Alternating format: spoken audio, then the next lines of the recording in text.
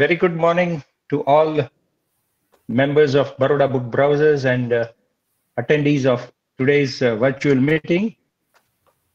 I keep repeating this, but since we are passing through a very difficult times, and in fact, since I spoke to you last in the virtual meeting, the pandemic spread in various parts of India, in fact, in almost all parts of the world, has come up with major resurgence, and therefore the need for our continuing vigil has not diminished at all.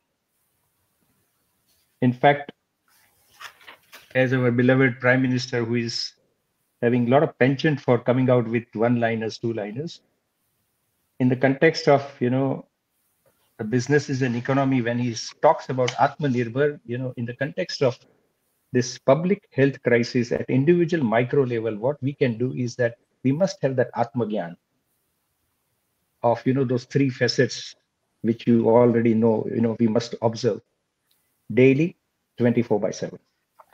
With this remark, I wish you all and your family members safe and healthy lives in the coming days. Be vigilant, be careful, and take care of yourself.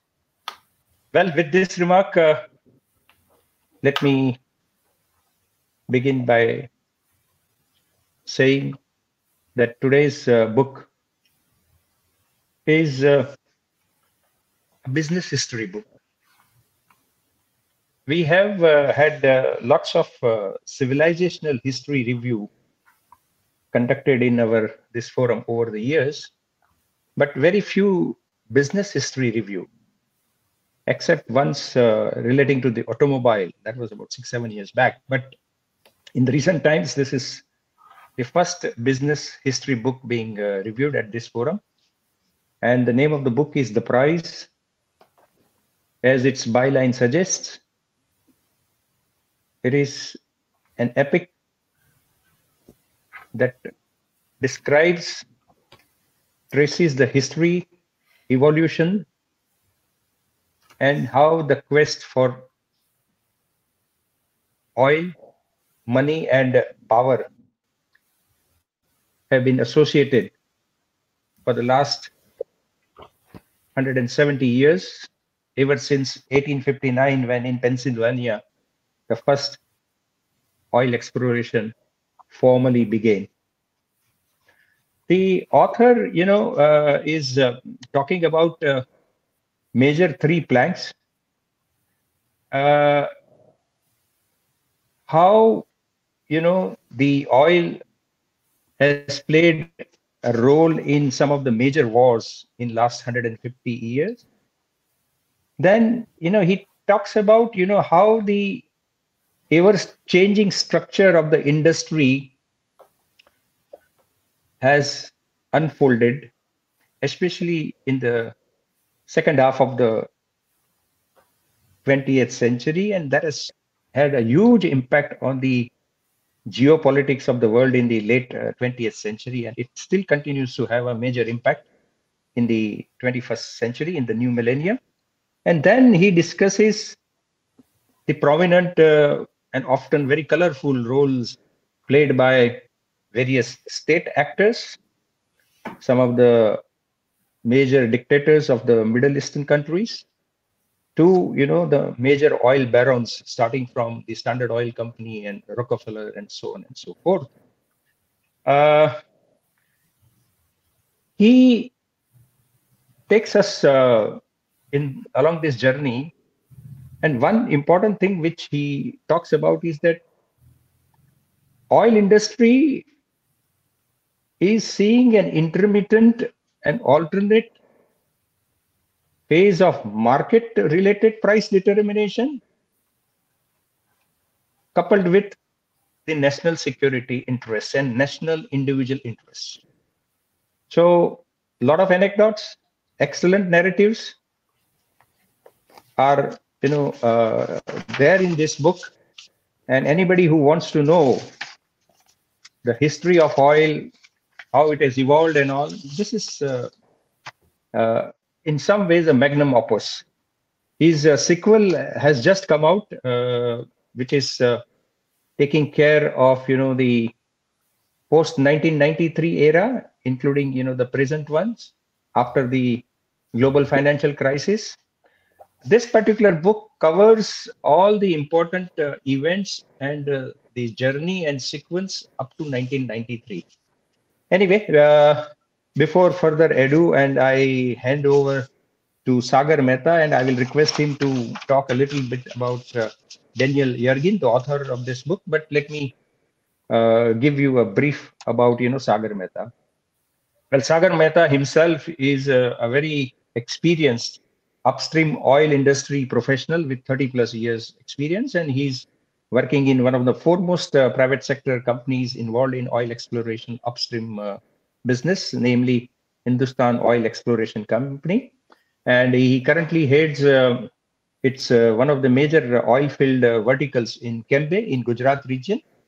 And he is a master in geology plus an MBA, a very avid reader.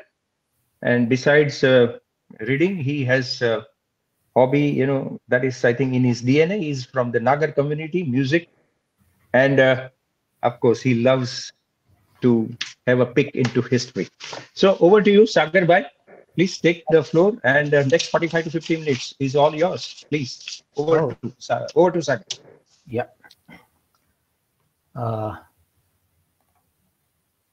Good morning, all. Am I audible and okay? And good Sunday morning to all my BBB friends. And thank you, Sunil Bhai, for inviting me to browse my second book at BBB today. And yes, my first virtual book review. I will show numerous images connected with history of oil industry right from its inception days. So here we go. The book was published in December 1990.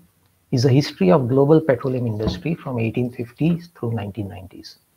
The prize became a bestseller, helped by its release date in December 1990, 4 months after the invasion of Kuwait and before Operation Desert Storm by US-led coalition. The book eventually went on to win Pulitzer Prize. The prize has been called Definitive History of Oil Industry. Daniel Yergin is one of the world's most respected authorities on energy, international politics, and economics.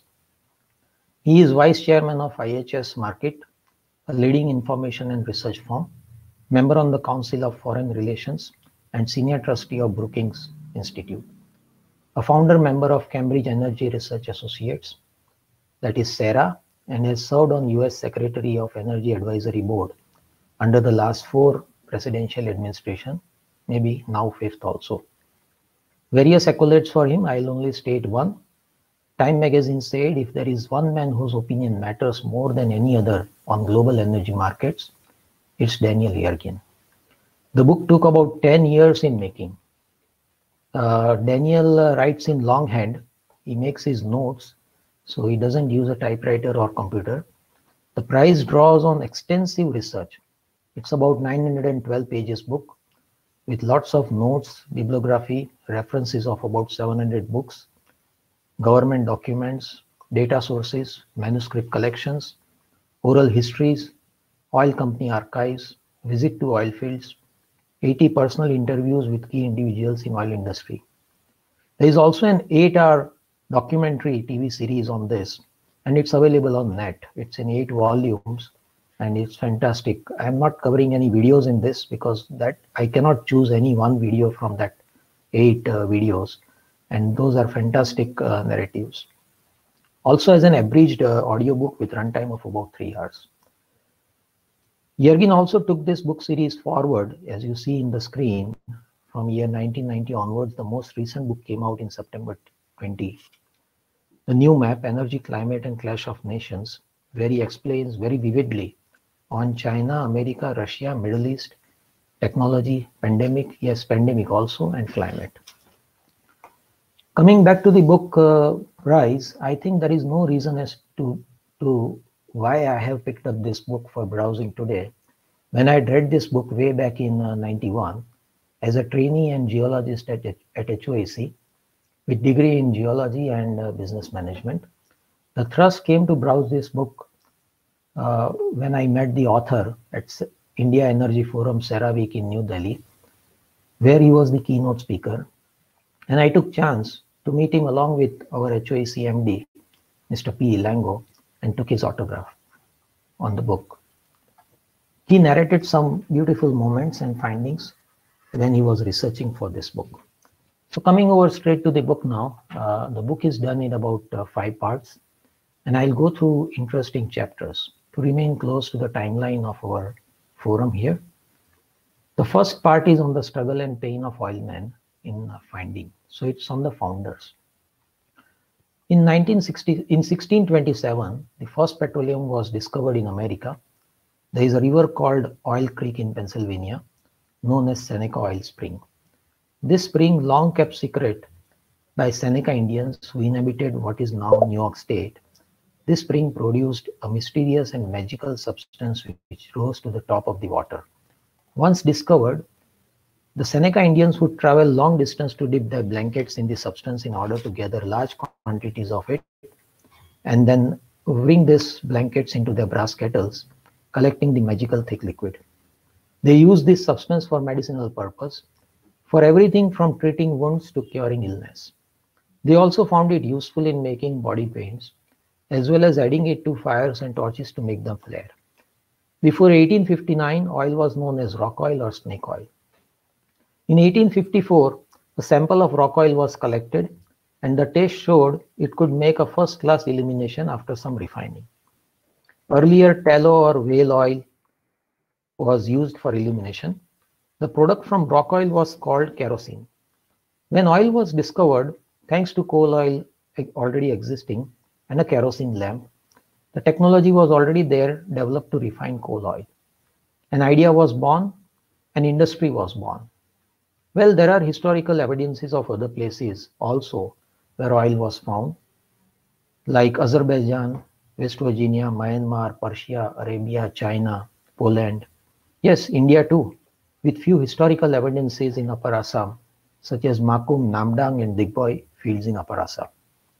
Let me take you to the story of the first oil.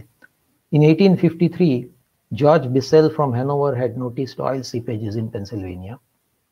In 1857, few Eastern businessmen hired and sent off a retired railway ticket collector to Titus Valley. His name was Colonel Edwin Drake. He used the same Chinese derricks, yes, Chinese, which were used by locals to bore for salt and drill the first well. Drake was typically crazy and maverick type.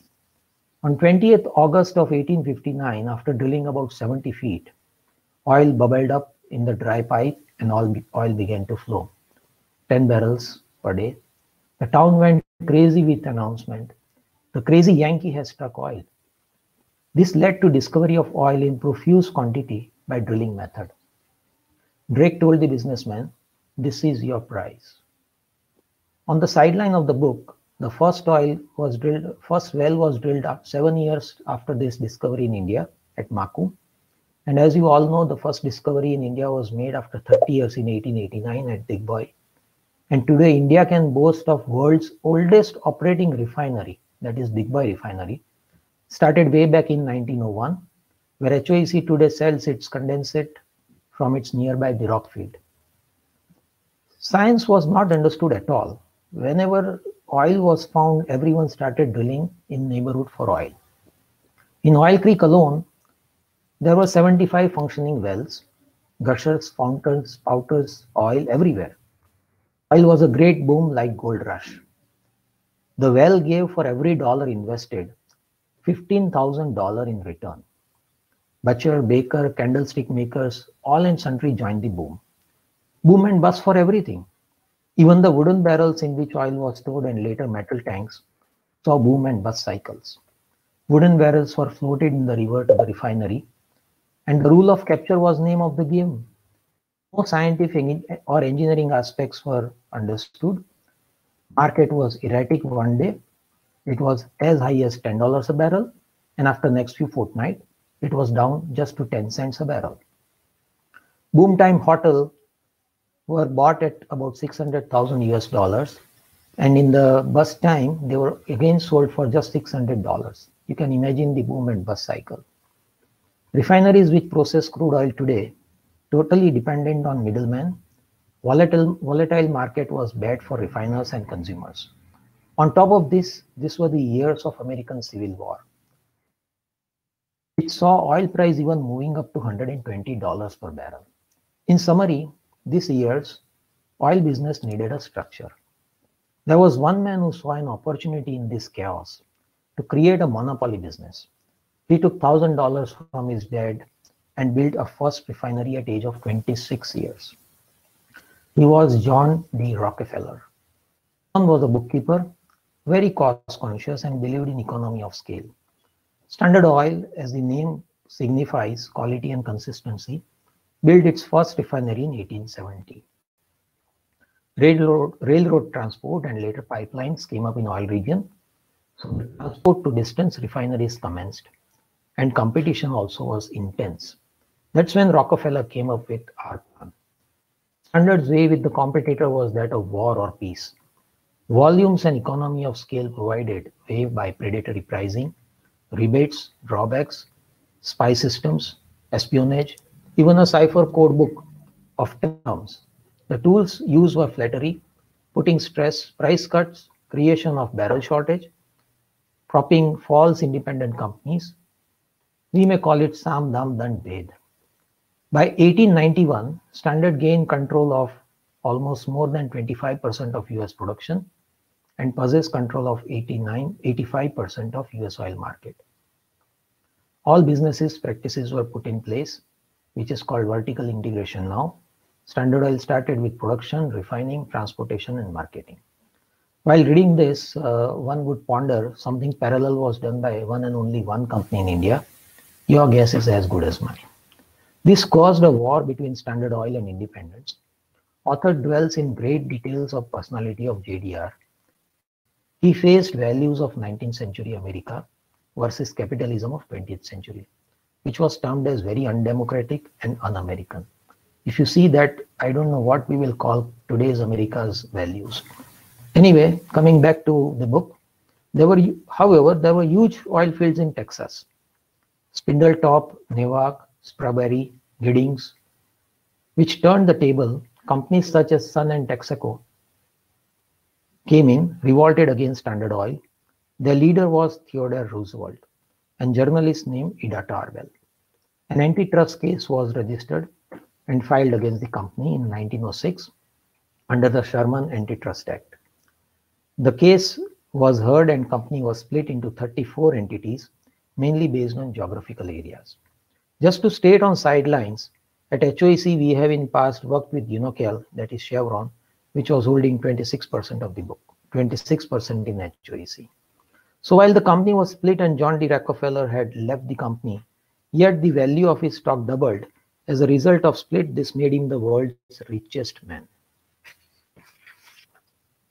Oil industry in his first 40 years was just in illumination business till about 1899, and there was a new competition. Thomas Alva Edison's electric bulb, a superb illuminator. So the use of kerosene slowly diminished. While narrating these times, author also informed readers that Edison had also developed an electric vehicle, EV, including its substations for charging, garage and showrooms. So what we are seeing today was there in 1902. This was the downside for oil industry, but there was a rescue for oil industry. The gasoline, which was byproduct while producing kerosene, saw a new use, an internal combustion engine, first developed in Europe and then in America. Henry Ford, who used to work in Edison's lab as technician, started making Ford engines for mobility. Gasoline was cheaper than electricity of EV and won the use because of the economies of scale. And as you know, the motor car was born in this. Author took readers many years ahead in reading on developments in American oil theater and finally gave chapters to what was happening in other parts of the world. America already had a powerful competitor. Russia, Caucasus, and Central Asia region. In 1846, more than a decade before Americans made their famous discovery in Pennsylvania, Azerbaijan drilled their first oil well in Bibi Hebat. By beginning of 20th century, Azerbaijan was producing more than half of the world's supply of oil. During its early boom period, between 1885 and 1920, Azerbaijan benefited greatly from the expertise of well-known chemists and geologists from Europe and Russia. Baku's rich oil barons sought out the best advice that the scientific world had to offer, and as a result, innovative new techniques such as rotary drilling and gas lift were tested for the first time in Azerbaijan. Winston Churchill once said that if oil is a queen, Baku is her throne. Friends, just look at the map of Baku littered with numerous oil fields. Russian enterprise was run by two groups, the Rothschild family and Noble brothers. They fought ruthlessly with each other for supremacy. The nobles came to Baku by accident. One of them, Alfred Nobel, was supplying weapons to Tsar and invented dynamite and later instituted this a Nobel Prize. In 1873, Robert Noble was sent to south from Russia to find walnut trees to use as a stock for rifles that the family was manufacturing for Tsar. Instead, he stumbled upon a fledgling oil industry on the shore of Caspian. Mr. Noble was so captivated that he spent his walnut money to buy a small refinery and a kerosene plant. Noble brothers were known as Russian Rockefellers. They were the number one. By 1890, 200 refineries were existing in Baku. Noble were supplying most of their kerosene or oil to local population. Second largest group was Rothschild, the French banking family. Alphonse Rothschild, son of famous banker James Rothschild, was in charge of Caspian Black Sea Company. Bulk of kerosene was sent to Europe market in high competition with Standard Oil. However, the issue of rising production, surplus stock, tough competition continued till about the time Russian Revolution started. Author now takes us to the third sector where founders were active, East India Dutch colony, that is Sumatra. Oil was discovered in Sumatra. Drilling and discovery was announced in 1880 by Royal Dutch and Henry Detterding, a Dutchman leading Royal Dutch Petroleum Company. The quality of oil was superior. I can say aviation fuel quality. When the going gets tough, a tough businessman, or as the author puts, a trader walks in. Marcus Samuel, a London trader, a Jewish trader in London, dealing in Japanese art treasures, porcelain and earthenware, barley from Chile, dates from Persian Gulf, opium for pharmacy, specifically she shells for Victorian ladies. Samuel was visionary and took a lot of risk. He carried out many acts together to challenge Standard Oil at one shot. In 1890, he visited Baku. He bought Rothschild oil business in Russia and in order to ship the oil to Asian market, manufactured large sea vessels. He made strenuous efforts to get this passed through Suez Canal and thereby reducing route to Asia by 6,000 kilometers. This was a big achievement. In parallel, he had an oil refinery in Borneo. Royal Dutch had no option but to come to him to sell its crude. This brought Royal Dutch and Marcus Samuel Company together, which formed a trading company called Royal Dutch Shell in 1907. It was blue tins of Standard Oil versus red tins of Royal Dutch Shell. Detterding took over control of Shell from Samuel on 60-40 principle and took it world over and entered America in direct competition to Standard Oil. After these three big regions, author takes us to the real prize area, Mesopotamia. Means a land between the rivers, the two great rivers, the Tigris and Euphrates, which flows from eastern Turkey through present-day Iraq and the Gulf. This also had a lot of geological significance to presence of oil. Ottoman Empire, which extends from Southeast Europe, Western Asia and North America, and its last phase was up to end of World War. He refers Persian Empire, that is Iran, the Anglo-Persian Oil Company, which later became British Petroleum, BP, was exploring for oil in high deserts. Oil was struck in 1908 by Anglo-Persian and in order to fight Standard Oil's proud, it entered into direct agreement with Shell. So let's move over to part 2 of the book, which starts with World War. And before a few important developments during the war and before the war, one was technology. With Persian oil in hand, as a good stock of oil, made British to think of converting their naval ships to coal and oil. Churchill wanted Navy to move faster than other rival Navy ships. British government directly got involved in Anglo-Persian, took 51% equity, and named it British Petroleum. The war was essentially a petroleum war. Submarines, trucks, transport, airplanes, tanks. Transport played a key role in moving men and material. The Allied floated to victory upon a wave of oil. Speed was the essence of the war, established strategic significance of oil. German airplanes in the beginning of war were just about 250. By end of war, Germany had about 5,000 aircrafts. France had only 132 aircrafts. By end of the war, that count went up to 12,000. So you can imagine the amount of speed that was essential. Some final word on the war in terms of oil. Before the war, the consumption was about 100,000 BOPD, that is barrel oil per day. And after the war, it was about 300,000 barrels. $1 per barrel price made world addicted to oil. And 70% of that was produced by America. You can imagine the control it had on the market. Do see a movie in 1917 to see which came out in February 2020 to see the real power of petroleum in the war where time is the enemy. Even war strategies were involved, including burning of oil fields in Baku to avoid enemies reaching them to control the war. The distribution of booty of war, end of Ottoman Empire, which after two Balkan wars and World War, resulted into huge region divided. If one superimposes this empire map on today's Middle East oilfield map, one can see what was in store. The real prize, Mesopotamia, became the prize for British and French after defeating Turks in 1918. Post-war, it was all about access to oil, ability to use the oil for national power. Oil drew attention of all national leaders and war strategists.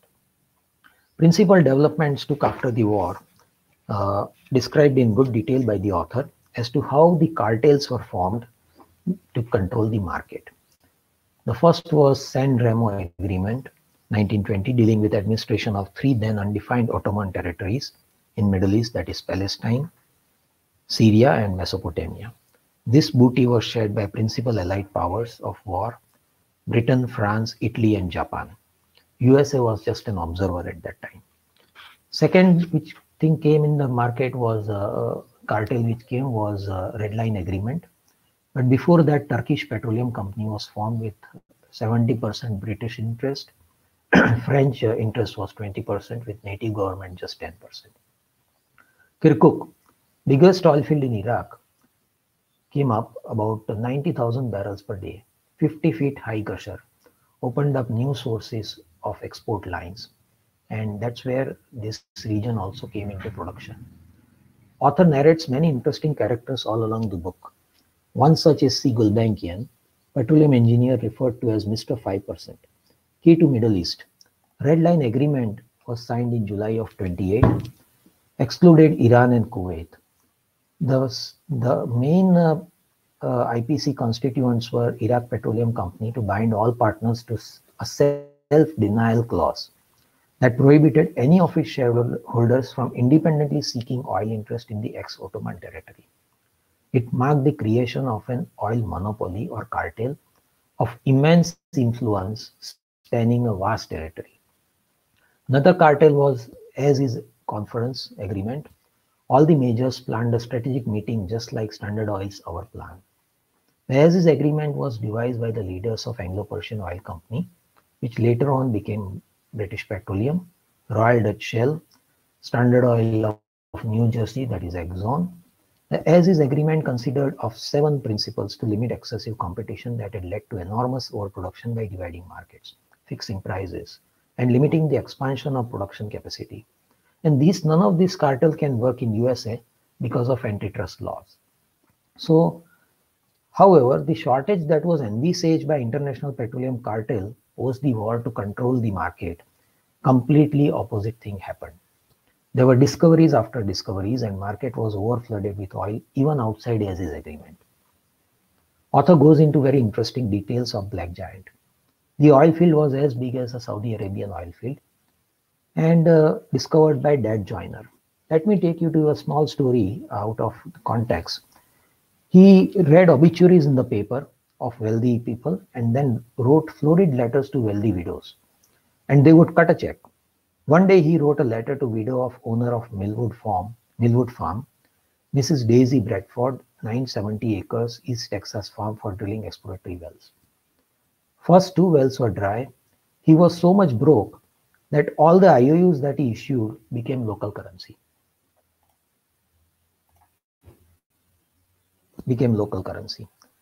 And the third well was drilled, and it was a big gusher. In 6 months, the production was 500,000 barrels per day. Field was huge. It was almost the size, I would say, Delhi plus NCR, about 1400 to 1500 square kilometers. However, numerous discoveries and resultant excessive production created glut in the market. Oil went down to 10 cents per barrel to 2 cents per barrel. Some gasoline pumps were offering it for free for limited hours. So-called happy hours. Can we imagine one such in Baroda now? Interesting thing. Government entered into production quota with martial law and rationing in production, where in 1920, due to huge increase in consumption led to deficit. 1930 saw an overproduction and supply beyond imagination. World was floating in oil, and the Great Depression followed. Coming to part 3, which takes us to war and strategy of Second World War. For those in power, modern warfare meant mobile war. Hunger for conquest was driven by thirst for oil. Japan and Germany were the two principal characters to begin with. Infrastructure was the first important thing. Hitler came to power in middle of depression, and Germany started with Autobahn. Superhighways joining 5 regions of Germany. Idea was to make Germany strong and capture Soviet Union and Middle East for its oil field. Second important development happened during the war was production of synthetic oil. German chemists were the best in the world. I think some of our chemical engineer friends would recognize that. System was to turn coal into oil, where coal is pulverized and liquefied under high pressure. This was called IG Farben technology for hydrogenation. Despite costly affairs, Hitler gave state protection to the technology and German Air Force funded it. In peak time, synthetic oil production was almost 60% of the total supply. So you can imagine the clout that Germany had laid by this technology. And in order to achieve these consumption targets in middle of the war, it was concentration camp labor which was deployed in the plant, a death camp, and an industry factory joined for business with disease to fight the war. Very unfortunate combination. However, Hitler was in race of time. Author goes to history of invasion of 11 nations surrounding Germany and its significance in mounting attacks to secure airstrips and naval bases in Europe, and later attack and capture oil fields in Middle East and Soviet Union. When I was reading on Austria, annex without using military power, I remember TNC's Rajgopalan's book review in February 2020, Order of the Day. Very interesting review was that, and I related that to the current context. Germany's got 3 main defeats. The first defeat was due to technology. Germany attacked Britain. Mainland was difficult, but Germany did capture Channel Island and commenced attack on mainland. But again, test tube experiments of Standard Oil of New Jersey came in way. America had created a powerful aviation fuel, 100 octane fuel, greater power for aircraft and greater maneuverability.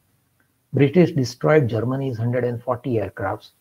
Hitler suffered defeat for the first time in the war. The second defeat was on the Soviet Union war. Hitler wanted to attack. It was like The start of the war, Germany and Soviet Unions were allies. But this was never going to last. Instead of sending major troops towards Baku to capture oil fields, Hitler ordered them to divert to Moscow. And the nature came in its way, the Great Russian Winter. And there was a big issue on mobility and loss of fuel. The third defeat, as you see in the lower picture, was on African front. The army required large amounts of petroleum to reach Middle East oil fields from Africa.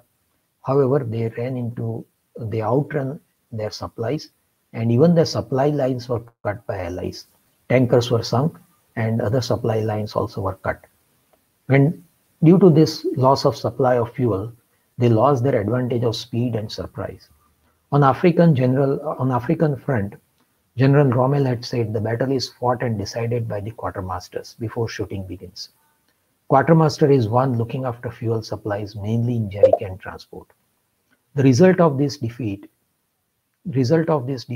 was mainly for allies, where they could keep Suez Canal with them, and oil fields of Middle East did not fall into Axis hand.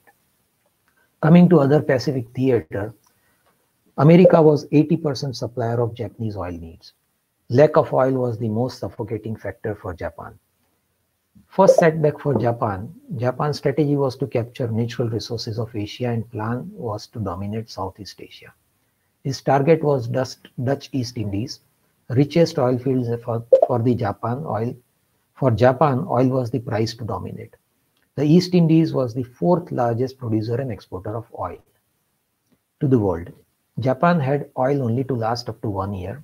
In July of 41, as a war strategy, US froze all the Japanese account and assets. Japan tried to remove embargo till November 1941, but war was finally declared by USA on Japan. The second setback came in Pearl Harbor. Japan attacked Pearl Harbor and author narrates as to what went wrong. The third round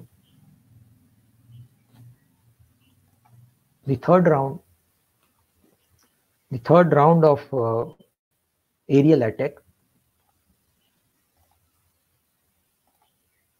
The third round of aerial attack was avoided by Japan, for they lost many aircrafts.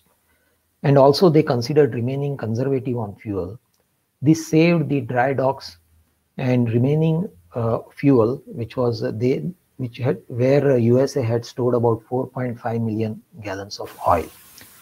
Due to this, USA could quickly repair their battleships. Fuel was saved and thus they returned to war very quickly.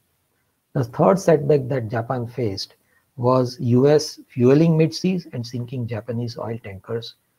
Japan wanted to transfer a lot of Sumatran oil field oil to Japan, and all this as a war game. USA started sinking Japanese tanker and Japan went dry without oil and lost ground. Whereas US could refuel submarines and their battleships in mid-ocean, where it had created huge floating fuel base. Japan even tried pine wood tree oil, potatoes for converting into aviation fuel. Sorry, not into gold. However, without strategic resource, Japan lost. Even Japan resorted to kamikaze attacks, that is suicidal attack on Navy ships, thereby saving return fuel for the flight. Can imagine the type of situation was happening. Here in Germany, America hit synthetic plant production of Germany, 650 airstrike, 2 lakh tons of bombing, which crippled the oil supply and production of synthetic oil. By July 1944, Allied bombers had attacked every major plant and had reduced POL production down to zero. So this was a big issue which was seen. And finally, it was over in Japan. As we are all familiar with this bizarre photo, Japan finally surrendered. American soldiers surrounded Tojo Hideki, that is Japan's PM house. He shot himself in the chest with pistol but missed his heart. In order to save him and shift him to hospital, there were many ambulances, but none had fuel in it to drive him to hospital. You can imagine the plight of the situation. However, he survived and was sentenced to death. Hitler committed suicide in his underground bunker. His aides took his body. He was doused with the last can of gasoline available and was burnt. Coming to the fourth part of the book, the hydrocarbon age. Just in 24 hours, gasoline rationing was lifted and US celebrated. Era of crude oil diplomacy took over. It was proved that oil business was too important to be left to business. Then came the rise of Middle East, the so-called tinderbox and Arab oil. Oil was more political than business. I'll go to the story of Saudi Arabia. King had no income except pilgrimage. Britain and US were competitors to the concession, so King asked for a lot of dollars, cash, and royalty. Britain had no money. It was poorer after the war as colonial power was out of fashion. Britain told King to take American offer and also added that there is no oil between the sands of Arabia. Socal was not in red line and Socal company took the challenge and bought the concession in Saudi Arabia. Even diplomatic ties moved things a bit. A high seas meeting in Suez Canal was arranged between King Ibn Saud and President Franklin Roosevelt. USA was in Middle East to rule the oil. Saudi oil entered a market with great fanfare. Huge oil reserves were found. The seventh well was struck by Arabian American Oil Company, that is so-called Aramco. Now you all know Saudi Aramco. Aramco was formed with combination of four companies, Chevron, Texaco, Mobil and Exxon. By 1949, Aramco was producing 500,000 barrels per day. Huge oil reserves were found. Big Oiler and McNaught, the expert consultancy company, certified that beneath sand is oil and mentioned that Middle East is the new center of gravity. The oil in this region is the single greatest prize in oil industry and even in oil history. With this nature gift, Saudi king felt that they were encircled by radicals. Iraq, Iran and Egyptians, an American presence was essential for it to continue its production and economic growth. This places America on global reach with strategic entry in Middle East to protect interest of oil. And as you all know, the world war was followed by Truman's doctrine to help any nation resist communism in order to prevent its spread, and Marshall Plan, pledging uh, billions of dollars of aid,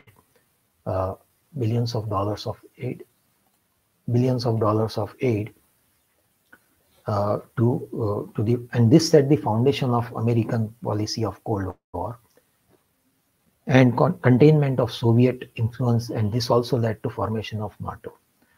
However, two problems arose. One was the culture. The style of business was a big issue. Culture of MNC was the main problem in kingdom. Alcohol was banned. It was Islamic law versus American free culture. Another problem for America was formation of Jewish homeland, that is Israel, backed by America. It was Arab versus Israel, which still continues even today. Awkward position for American government and major oil companies. In above stated developments, the new petroleum order led to massive profits and bitter battles between producing companies and producing countries. And against this backdrop and development, the concept of economic rent came about. I think if you read about it, a lot of interesting stuff is there on economics. The principles of 50-50, that is 50% of revenue would belong to government and 50% would belong to company, came into vogue. And later on even 75-25 also came into vogue. Author has given several detailed accounts of politics associated with rise in oil industry and discoveries in many countries. I will just take few interesting examples to save the time. First one is Italy. Enrico Marti, an Italian public administrator, is considered Napoleon of oil without oil, and he created ENI. He also introduced the principle whereby country that owned and exploited oil reserves receives 75% of profit. Marti offered 75-25 plan to Iran. Major oil companies were horrified. Marti also bought cheap oil from Soviet and built a pipeline to West. Majors were outraged. Just to state on the sidelines, ENI was also a promoter shareholder of HOEC in past, and we had opportunity to work with a different group of oilmen who were different from American culture. So we got to learn all these different type of cultures in a single company. The second example is of Venezuela. It is number one country in terms of reserves even today.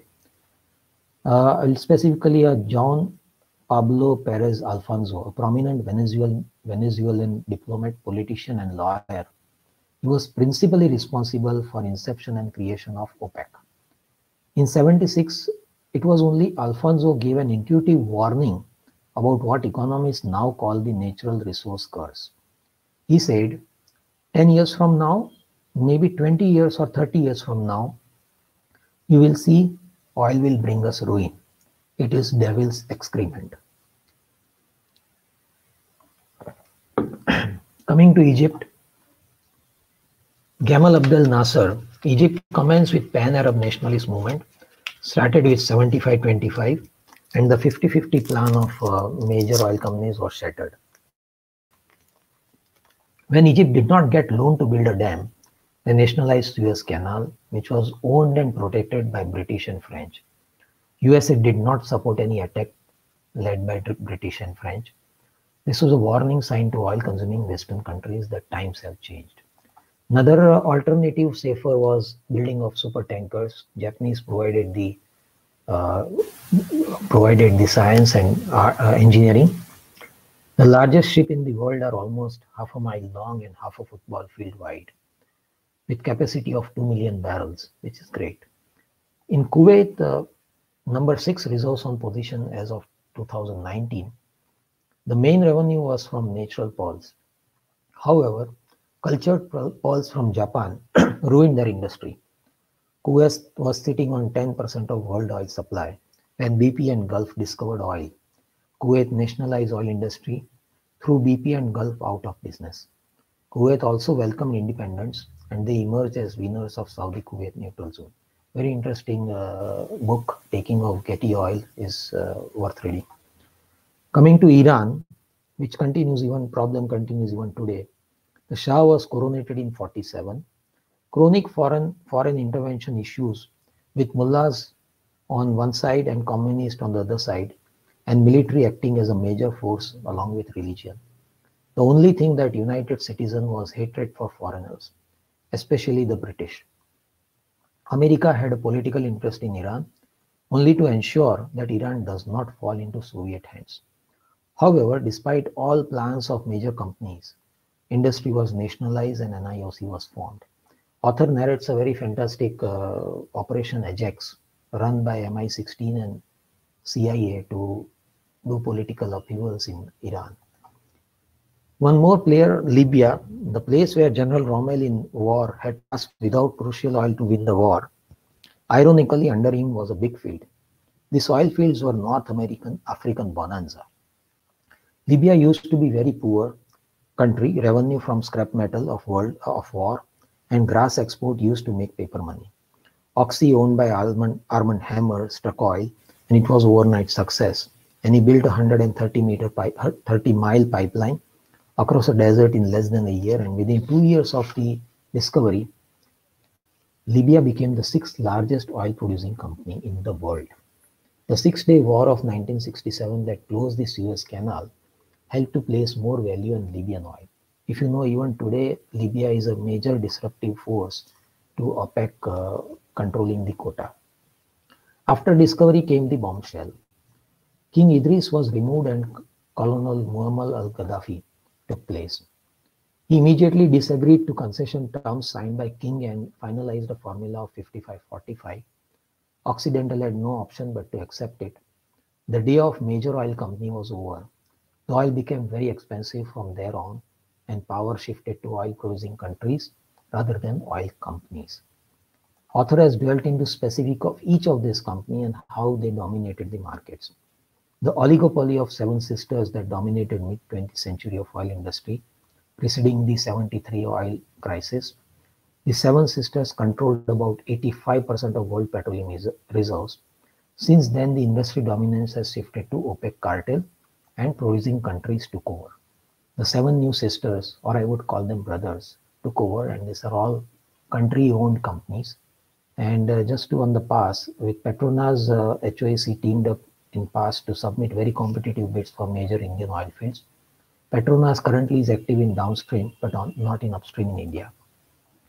Coming to the 5th part of the book and the last part,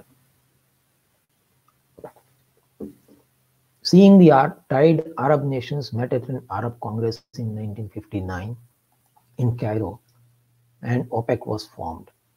Wanda Jablonski, an American journalist editor of Petroleum Intelligence Weekly, brought together 5 key nations together and as founder members.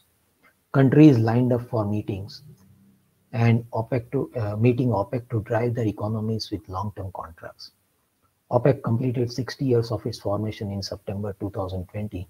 And yes, tomorrow, that is on 30th November, there is one more OPEC meeting to cut production quotas to stabilize the price. Very interesting. Eyes of all energy economists is on this meeting. Sheikh Abdul Ahmad Zaki Yamani, the Saudi oil minister from 62 to 86, was a key OPEC man to deliver results for OPEC. I would not go into book, but tell you that what kind of sentences he used to control the industry and the countries. America was busy in Vietnam War. British had left. This events led to the first oil shock, and the region was supplying about 32% of world oil and had 58% of world oil reserves. During Arab-Israel conflict called Yom Kippur was the conflict of 1973, which led to first oil price shock. Very interesting to read about this war also. Golan Heights and Sinai. Oil companies increased their price, gave option to OPEC to increase their price to 30 cents per barrel, and OPEC straight away asked for $6 a barrel. And with USA helping Israel with weapons, Arab countries issued an embargo on USA. USA was embroiled in Nixon Watergate scandal and did not took any counter strategy due to election. The coincidence of event led to many conspiracy theories between the oil companies and government, and the Egypt and Syria attacking Israel for a war. There are those who believed Kissinger engineered the oil crisis to improve the economy of US relative to Europe and Japan. Some speculated that Nixon encouraged the war and embargo to divert attention from Watergate. And others thought the oil companies manipulated many events, such as war, embargo, and energy crisis, out of sheer greed. However, where OPEC asked for 100% price rise, Iran went further to that and asked for 300% price rise within 2 months of October to December of 1973. With the oil shock and oil price rising, petrodollars began to flow Arab nations and they started accumulating wealth. Japan walked away from USA and geared up to the challenge of oil price by making fuel-efficient car. In 1973, US was importing oil rose 3 times that of 67 after a decade of oversupply. Just on the sideline, that's when India discovered Bombay High. In this power vacuum, Iran wanted to become the world leader of Middle East area. Huge amount of reserves, and Shah was exiled after strong Iranian revolution. Ayatollah Khamenei was back in power from exile. Again, oil price shot up to $110 per barrel. All along this history, boom and bust continued due to technology, geopolitics, and war. Targeting huge reserves of Iran, Iraq attacked Iran in 1980 to control oil fields of Iran. However, war had no effect on oil price. Tankers were attacked in Gulf Passage. After 8 years of wars, truce was agreed. Khomeini said it was like drinking poison. Clash for control continued and Saddam celebrated victory. It was very costly war. Iraq was deep in debt, $80 billion. Saddam pushed for other Arab states to cut production to increase oil price. Kuwait simply refused. If you compare two countries, they rank 5th and 6th in the world resource, with Iraq at 144 billion and Kuwait at 104 billion. So you can imagine the amount of cloud they were extending. And finally, the attack happened from north to control this oil field. The whole idea of this was from Saddam saying that if he controls Iraq oil field, he would control 50% of world oil supply, and therefore he would become a very major force in Middle East as well. However, in 1990, Kuwait attack took place. Western world saw this as second Hitler in making, but this time with oil resource. I'm not reading between the lines as we know the alternate history also. Allies quickly retaliated. Operation Desert Storm lasted for 100 hours and war was over. Author says that it was only because of oil that USA came all the way. If it was some African country, it would have been left to its fate. So it was oil price that um, Western countries were after. Kuwait oil fields were on fire. One more business opportunity for US oil service companies, Bechtel and Halliburton.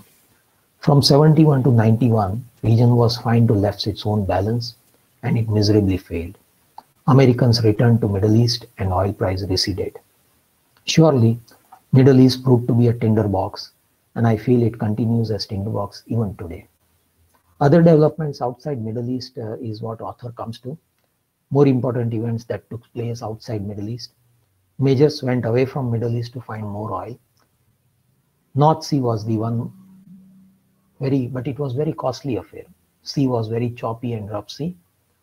In 1980, it was Alaska, huge reserves, 900 miles away. Discovery and production was 2 million barrels per day. Pipeline was passing through very fragile ecology. Alaska discovery was as big as Saudi Arabia oil field, but the cost of producing was almost twice. OPEC was matched by non-OPEC crude as competition, and uh, first time in 83, OPEC had to lower their production quota to 17 million barrels from 31 million barrels. And there the market forces took over. Crude oil of different blends were on market for trading. Control over the price went to trading floor instead of OPEC. It just became one another commodity like gold or silver. However, a new chapter of destruction began where CSR and environment took charge of the place. Oil was being loaded into tanker at southern end, ended up in oil spill, the tragic Exxon Valdez tanker oil spill of March 1989. 260,000 barrels was spilled and affected about 1,300 miles of coastline and pristine life forms. What a price for price. In concluding chapter, the author goes little philosophical. Oil companies are saying, we are bad people, but we produce oil because it's there and public demands for it. We do CSR in terms to uh, avoid being calling us bad people. Glory days are over. Japanese call it sunset industry. Even as we are in information age, independence from oil is not possible. Developing countries are aspiring life of Western prosperity. In sea of poverty, there is no environmental concern. For them, the environmental agenda is pushed back. However, environment concern is growing world over. Author talks about renewable energy also. Some part of shale oil, natural gas, mass transport, EVs have reappeared. And however, solar, wind and also are emerging. However, economics provides the answer. At end, author remains optimistic. Oil will remain for another 100 years, and so petroleum geoscientists. Geologists, engineers will be around. He says, kingdom of heaven runs on righteousness, but kingdom of earth runs on oil. Century ago, Churchill called oil the price, and century later, oil remains the price. To take some takeaways from this, the last slide, uh, the, the book talks about very impressive command of author on the international politics, superb control in evaluating political, economical, and energy relation of each region. Very interesting to note that how a mere commodity shaped politics of 20th century and the way we lead our lives. And technical advances as in space, defense, and oil industry has moved on equal footing. Each technical advances have increased oil resource, although probability of finding commercial hydrocarbons remains skewed as ever and remains the ultimate prize. This ultimate prize remains for finder geologist, company and countries. Today, the focus of entire globe has shifted from estimated peak supply of production estimates to peak global demand and consumption due to pandemic outbreak and its continued pain. To end that, I have not taken world statistics on oil production, oil price movement, statistics on energy mix, etc., for which we in upstream hydrocarbon industry are always full of energy to discuss and exchange views. But this may sometimes make it boring for a nice Sunday morning. So I have kept myself away from this and took you through a different mode. And to end it, Sunil Bhai, book reviews are the literal Yeah. equivalents of visiting a buffet, like that has 30 different dishes. but only being allowed to fill one small bowl with no second helping. There is no good way to reduce a 900-page book into 45 minutes of review to cover a history. Hope this small bowl of browsing gives everyone an appetite to reach for the video series or audiobook available on the net. Finally, thank you to Sambhavi and Naman HR for this fantabulous experience of book review online. And dear all Baroda book browsing friends, thank you very much for listening to me. Thank you, sir. Sunil bhai, over to you. Thank you. Like you said in the last line, fantabulous, fascinating, extremely vivid description, backed by some very imaginative 155 slides to cover all the three important facets of the book, which I mentioned at the beginning, namely how wars have been fought over the oil, how the dynamic structure of oil has evolved throughout the history in last 150 years, and how the national geopolitics have played their part, along with some very very colorful characters and actors on the stage.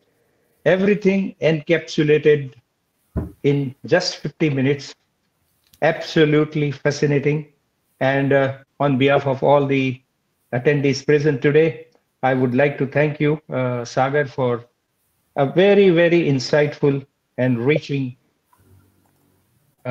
pick into the oil industry, about which until you gave this presentation we knew very little, and I'm sure many of us will be now inclined to read the book, and your this review and your this understanding that you have imparted will be very handy for all of us. Now it's time to take the questions. So let me go to the questions. Yeah. Let me kickstart, Sagar. Yep. See the sequel of this book, in fact, the third one, which Yeah. is just released, as you mentioned to me yesterday, the new map. Yeah. How does the author see the scenario of oil in the coming 20, 30 years? Because if you look at the events which have happened so fast in last 10 years, starting from the rise of the renewable energy as an option to the fossil fuel, and secondly the digitalization of the more and more spheres of work, maybe leading to slightly less travel in the coming years. How will the oil play its dominant role as it has done all throughout in last 70, 80 years? Have you got any inkling as to what is there in the store for all of us? If you can throw some light on that.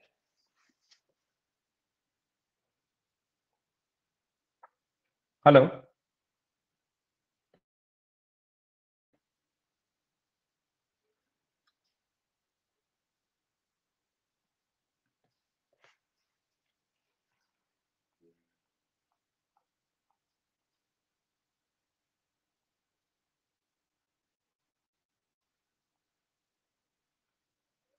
Hello.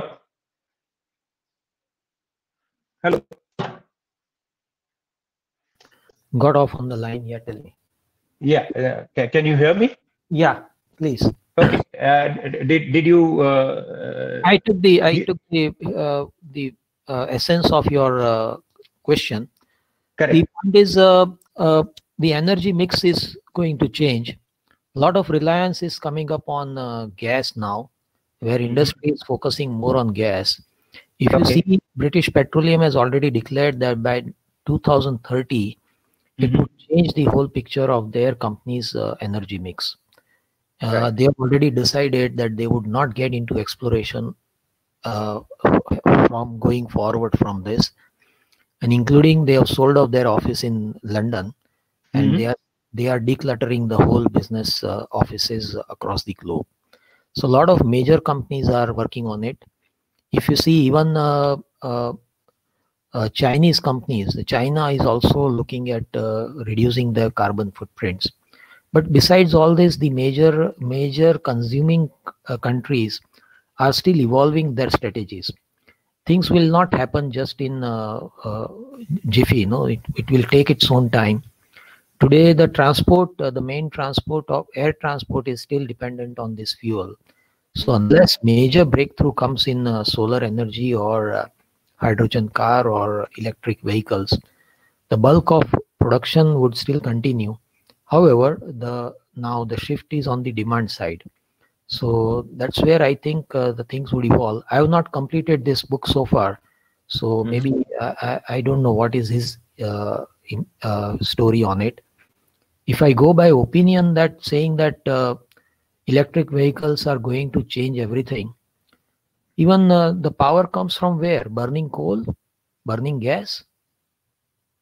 If all the power of electric vehicles would come from solar or wind energy, yes, I see a change.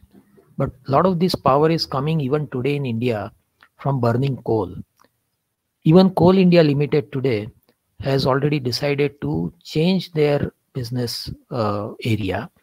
They are also planning to become a big solar company. By 2030, their vision is to convert Coal India Limited to a solar power company. Yeah, A lot of changes are happening. This was there in yesterday's news only on this Coal India Limited story. So a lot of disruption would happen as we go along, but it would remain as a commodity. It will not be a very profitable commodity as we know because of this market forces. So there will be less thrust on finding more oil because already oil is flush with market, but there is definitely emphasis on gas and other source of energy. And principally, India today is looking more on gas economy. Today, it's only about 6%. India is looking at increasing that energy basket to about 15 or 30% as we go ahead. So this is going to change market in some aspect. But nevertheless, the industry will continue its strive to find more oil and supply more oil to the market based on economics principle. Right. Thank you. As an adjunct to that, Sagar, if you recollect, in last 60, 70 years, the shape of the geopolitics in the world has largely been influenced by oil as a very powerful commodity, which was changing and shifting the needle of balance of geopolitics. Yes. Now that, in the new era, oil as a commodity will remain important, but as its ability to shift the needle of geopolitical balance is slightly declining with the renewable Yeah. resources coming in force. And Asia as a continent is the least blessed continent among all the continents of the world with minimal geological resources, especially fossil fuel. Will Yes. this be a good augury for Asia to emerge as the 21st century will belong to Asia? Will this have some impact?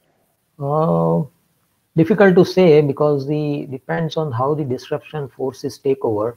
Because large consuming countries are not bothered about environment, and therefore their thrust for oil is still remains there as it is. So if it has to mass transport this change the energy mix of the countries is a big humongous task. They just cannot immediately shift from this to this. But over the years, I think slowly things would change. I'm sure it would slowly change. Yeah. Right.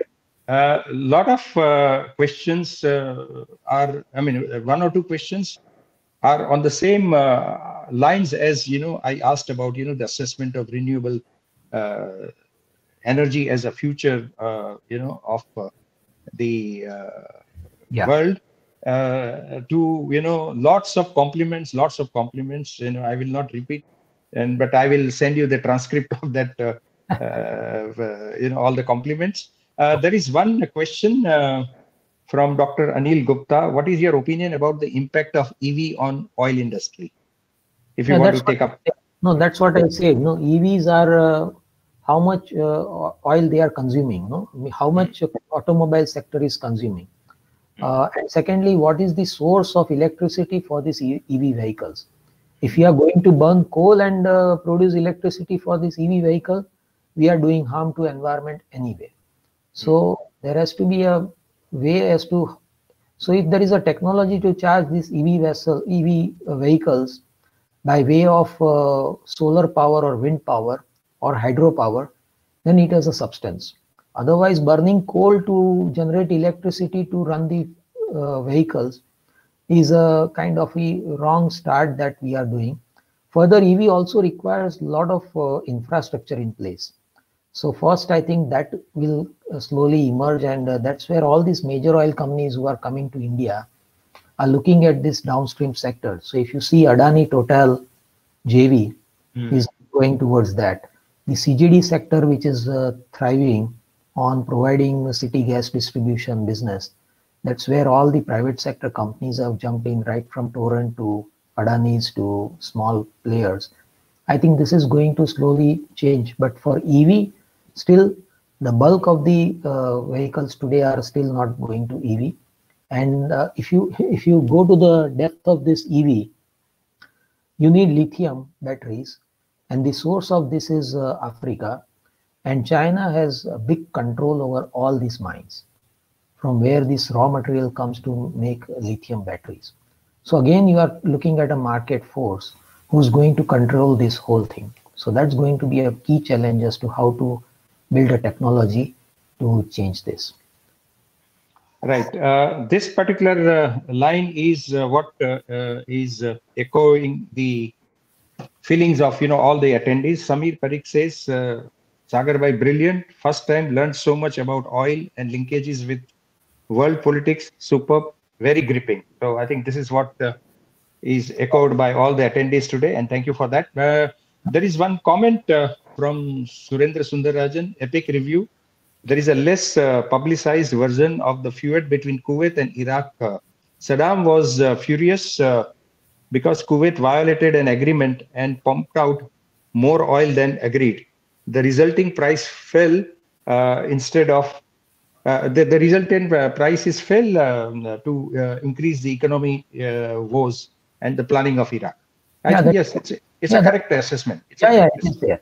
He wanted Yeah, to control the OPEC and and control the quota so that he can increase the oil price across the globe, so that he can make a deficit good, no, of $60 billion that Iraq spent in the war, and that's where Kuwait refused, and that's where which led to this war. So yeah. that, He gives further anecdote. hmm. At that point of time, U.S. Ambassador Gillespie visited Saddam and indicated that they were neutral about the dispute. Saddam swallowed the bait and rushed into Kuwait, only to realize perhaps that he had uh, he had been fooled. Any mention of this No, no, account in this the is, book? no, Yes, no. this is a fact. This is a I fact, agree. but the matter is slightly twisted by the author. That's why I was Mhm. saying I am not reading between the lines here when I was doing the review. I said I'm Mhm. just bringing what author has said, and being American author, I think he would remain more towards American side of facts. So this is not there in the book. Yes, you are right. In fact, Americans at that time played a role of a double crossing. Yes, In fact, yes. they painted Saddam as an aggressor, No, inciting him in the background that yes, you go ahead, and yeah, then the whole thing bust, and then the tragic end of Saddam Hussein. So on yeah. that note, anything else you want to say, Sagar? No, that's fine. I think. Oh, thank you Thank once again for a brilliant you. review. Thank you. You have enriched us so much about the oil and the related aspects which have dominated the world ever since we are born, in fact. And so, thank you once again, Sagar. And with this note, goodbye for now until we meet next month. Please continue to keep observing, the Atma Gyan and, some self discipline measures to stay safe, to stay healthy, and help all of us to overcome this very very grim pandemic. On that note, have a nice remainder of the Sunday. Look forward to seeing you all again Thank next you. month. Thank you very much. Thank you very much.